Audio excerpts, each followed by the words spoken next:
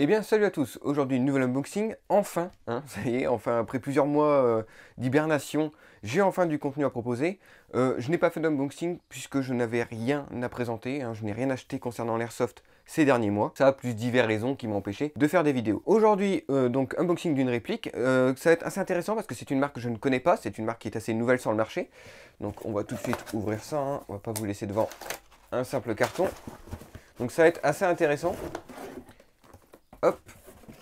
Et aujourd'hui, on va donc parler de la marque Vorsk. Donc j'ai acheté la réplique sur Power6, qui est un magasin que j'aime bien parce qu'il propose pas mal de répliques que les autres ne proposent pas, et souvent leurs prix sont pas déconnants. C'est par exemple là-bas que j'ai eu le HK417 V2 en version 16 pouces de chez VFC. C'est l'un des rares endroits où je l'ai trouvé à l'époque. Et donc en parcourant le site, j'ai vu cette nouvelle marque, Vorsk, qui pour le moment propose des Hi-Capa. Alors on va voir qu'ils proposent d'autres marques, mais pas destinées au marché européen pour le moment. Et des répliques qui sont assez variées. Donc on va ouvrir tout de suite cette boîte qui, ma foi, est assez jolie. Alors, qu'est-ce qu'on a dans cette petite boîte? On a un éclaté de la réplique, ok. Un patch, visiblement. Un petit chiffon pour nettoyer le RMR, parce que oui, c'est une réplique qui vient avec un RMR. On va en reparler après. Alors, avant de déballer la réplique, on va déballer tout ce qui est accessoires. On a des outils. On a, hop, un nozzle supplémentaire. Alors ça, généralement, quand je vois des unboxings, les gens sont en mode oui, c'est cool, ils ont mis un nozzle de rechange, etc. Moi, je suis un peu plus partagé face à ça parce que pour moi, ce que ça veut dire, c'est bon, les mecs, dans notre réplique, on sait qu'il y a une pièce qui casse fréquemment, donc on vous met une pièce de rechange. C'est peut-être pas ça, je suis peut-être mauvaise langue, mais généralement, ça m'inspire pas trop confiance, ce genre de petit ajout. C'est bien qu'il l'ait mis, si vraiment le nozzle est fragile de base, c'est bien qu'il l'ait mis. Mais disons que je préférerais avoir une réplique où il n'y a pas de risque de casse de nozzle fréquente. On verra bien, le temps nous le dira. Pour l'instant, c'est un peu compliqué de savoir ce que va donner la réplique, puisqu'il n'y a pas de retour sur le long terme ni sur le moyen terme. C'est assez récent comme réplique, donc on a un manque de retour. Donc on ne peut que spéculer sur ce que va donner la réplique. On a une petite clé. Et ensuite, je pense qu'on a la réplique. Alors c'est plutôt bien présenté, c'est dans une belle mousse, c'est bien protégé. Donc là-dessus, c'est pas mal. Après, encore une fois, on n'est pas sur une réplique... Bon, je trouve pas le prix abusé. Ah, et on a des joints ici, je les ai pas vus sur le coup, mais on a des joints supplémentaires. C'est plutôt bien présenté. En même temps, bon, je trouve pas le prix abusé, mais on est quand même pas sur une réplique d'entrée de gamme. On est quand même sur une réplique qui vaut un certain prix, on va pas se mentir. Mais le packaging est plutôt correct. Donc, cette réplique est un Hi-Capa. Alors, il existe énormément de variantes de ce Hi-Capa. Je crois que c'est là-dessus que Vorsk se démarque un peu vraiment. Ils ont fait un nombre de variantes assez impressionnant, ne serait-ce que sur le site Power6 qui, de ce que j'ai compris, ne les propose pas toutes.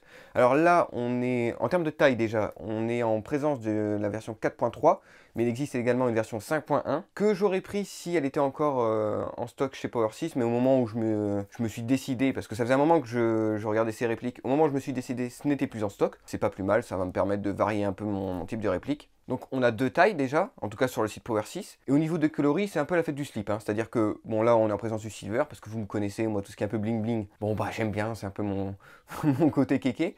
On a un gris, on a du noir, on a du rose, qui est quand même un peu moins courant. On a du gold, qui rend plutôt bien. Alors j'ai pu voir sur la vidéo de Ding, parce que Ding en a fait une vidéo également. Je vous mettrai le lien dans la description parce que c'est intéressant en complément de la mienne, puisqu'il démonte la réplique et ça permet d'avoir son avis à lui. Donc si vous voulez avoir un deuxième avis sur cette réplique, je vous mettrai sa vidéo dans la description. Surtout qu'il ne présente pas le même modèle que moi, puisqu'il propose le modèle, il présente pardon, le modèle rose et le modèle gold. Et je trouve que le gold rend vachement bien. C'est toujours un peu touchy de faire du gold sur des répliques, parce que parfois c'est pas très joli. Mais là honnêtement, en tout cas en vidéo, je trouvais que ça rendait plutôt bien. Donc peut-être que je me laisserai tenter. On a du OD, on a du biton entre du Dark Earth et du noir. Donc vraiment voilà, on a pas mal de coloris différents. Et on a donc une version avec RMR où on a également les versions sans RMR. Donc vraiment un large panel de choix en ce qui concerne cette réplique. Alors de ce que j'ai pu comprendre, Vorsk propose également des Glock. Pour l'instant qui ne sont pas proposés en Europe pour cause de droit, de ce que j'ai compris. J'ai pas été voir ce que ça donnait, mais j'imagine qu'on est dans la même veine, donc des trucs un peu custom, comme c'est le cas avec ce Hi-Capa.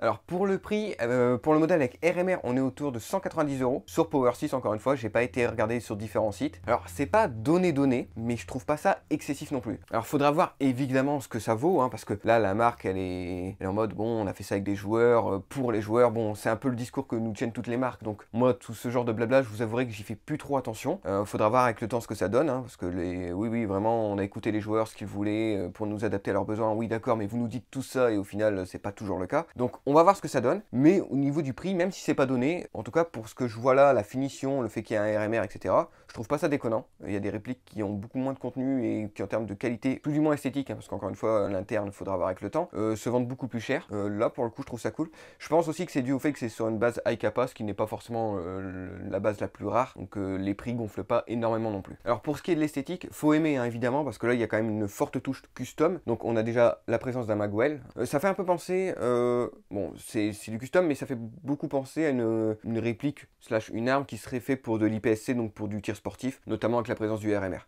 On a donc un RMR, alors je ne sais pas de quelle marque est ce RMR. Si jamais il ne me convient pas, je pense que je le changerai pour un RMR Ace One Arms. En tout cas, contrairement à cette daube de RMR Swiss Arms, hein, que j'aime vraiment pas pour le coup, on est en présence d'un RMR qu'on peut éteindre via les petits boutons sur le côté, un peu comme celui de chez S-Wayne Arms, donc c'est très bien. On a également un petit embout, alors qu'on aime ou pas, et c'est là où je trouve que c'est plutôt une bonne chose, c'est que vous pouvez l'enlever. Alors vous pouvez soit simplement retirer, hop, ah bah j'ai carrément tout retiré, mais vous pouvez donc totalement le retirer si vous n'aimez pas du tout l'embout. Euh, oui, moi j'aime bien les deux looks, mais j'avouerai que bon bah ça donne un petit côté unique ce petit embout, donc je vais le laisser. Mais vous pouvez également, je vais peut-être pas y arriver là, bon bref, vous pouvez simplement dévisser ça et ça laisse un petit filetage vous permettant de mettre un silencieux.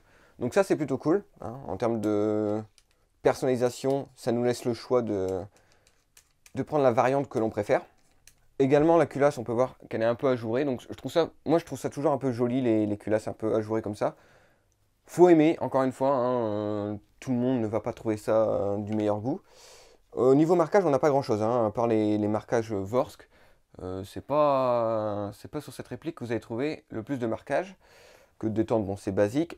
Le grip, je vous avouerai que c'est peut-être la partie sur laquelle je suis moins fan. C'est la partie de la réplique sur laquelle dont je suis moins fan. Je verrai si je peux changer ça, mais dans le pire des cas, c'est pas immonde, hein, c'est juste pas ce que je préfère. Petit défaut que Ding a relevé, et je suis assez d'accord avec lui, c'est que sur les versions RMR, la réplique est vendue. Alors déjà, bon, le RMR n'a pas de pile, hein, si je dis pas de bêtises. Je vais voir si Ding n'a pas eu de chance ou si c'est... Non, voilà. Il y a juste pas de pile dans le RMR.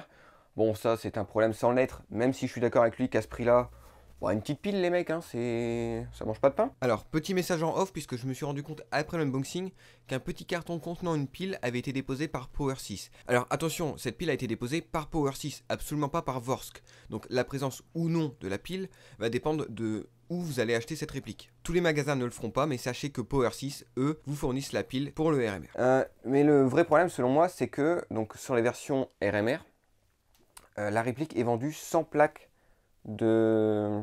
pour utiliser la réplique sans RMR si vous voulez.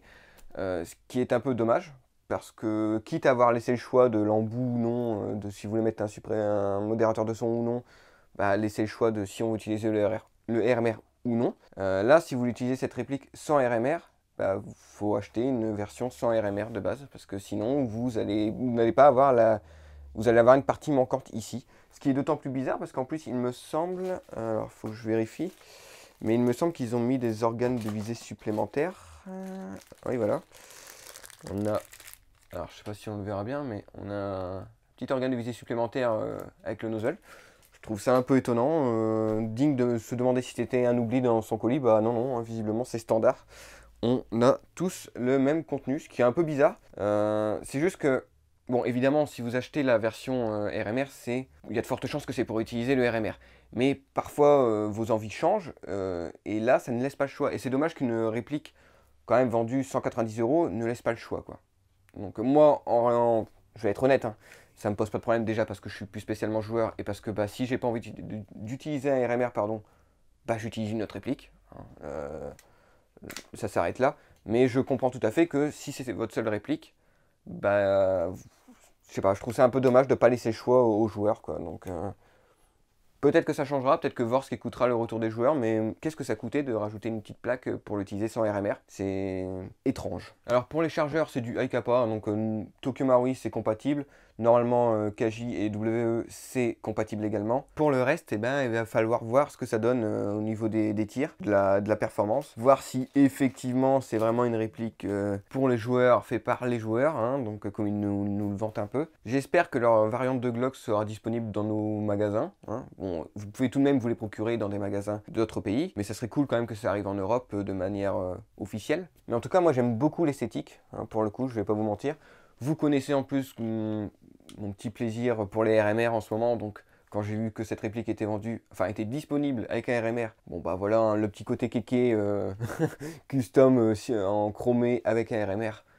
Bon bah voilà, j'ai craqué, mais vraiment je trouve la réplique très sympathique. Enfin voilà, je pense qu'on a fait à peu près le tour de la partie blabla, hein. J'ai pas grand chose de plus à rajouter, sans avoir pu la tester un peu plus en profondeur, parce que pour l'instant là elle est vraiment sortie de la boîte et je ne sais pas ce que ça vaut. Donc il me faudra quelques semaines de test pour pouvoir vous en dire plus. Je propose qu'on se termine sur quelques tirs et je vous dis salut à tous, à la prochaine.